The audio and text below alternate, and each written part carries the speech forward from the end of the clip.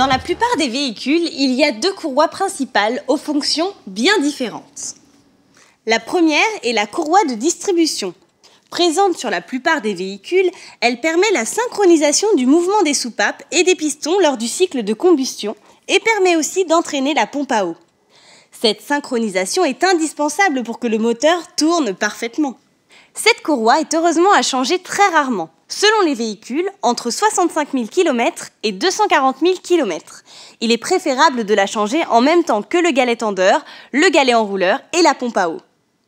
Cette courroie est en caoutchouc cranté pour limiter les bruits et fonctionne en tension permanente. Le système de la courroie de distribution est composé de plusieurs éléments. Le galet tendeur, qui permet de mettre sous tension la courroie et de préserver son alignement. Le réglage du galet est indiqué par le constructeur. La pompe à eau, qui a pour fonction de faire circuler le liquide de refroidissement.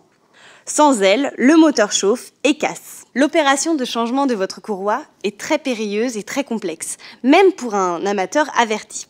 Au moindre mauvais réglage, vous démarrez le contact et patatrac, votre moteur est cassé. Alors il vaut mieux confier votre véhicule à un professionnel.